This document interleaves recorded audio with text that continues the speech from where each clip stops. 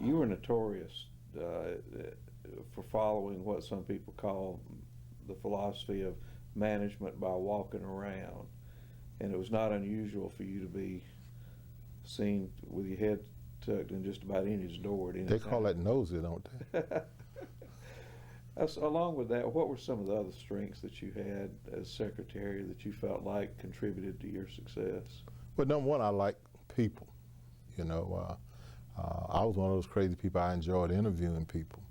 I enjoyed interviewing people because I may not only be interviewing from that job, but there may be other jobs that maybe they didn't get this one, but we may be able to use them someplace else in the organization. So I never threw away interviews. When I would go around, I always would collect people. I would see people who impressed me, and if we had a project, I said, I remember we saw so-and-so here, and maybe we want to bring that person into the agency. So I collected people. That was a strength. I have a good memory. I had a good memory for names and faces, and you know, I read a lot. I used to read everything, almost everything we published. So I had a work ethic. You know, 12, 14 hours. I was here early, stayed late. I didn't have many vices when I was on the road, so I did a lot of reading. I knew a lot of the details behind a lot of things we did, and that helped me.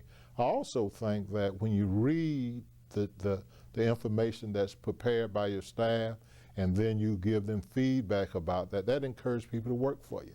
You know, I mean, there's a lot of stuff we do and the boss never reads it. And I think I was notorious for reading what people wrote.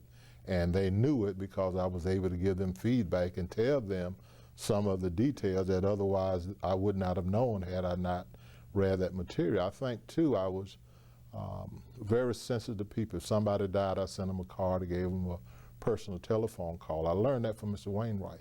The fact that this place is large, but it does not have to be impersonal. And I knew that people still work for people.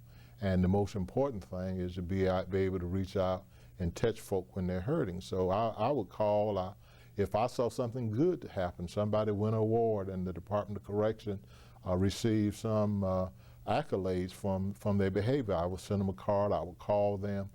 So I try not to let anything that happened good to our people or for our agency go without being recognized. I understood that I was not indispensable. You know, my personality was irreplaceable, but I knew we had to put people in place, good people in place, to do what you do. I was not a one-man show, so we had some people who were very smart, and we had some people who were very experienced, you know, running the agency. I also believe that you need to record and you need to document, and you need to have a historical path for other people who were coming.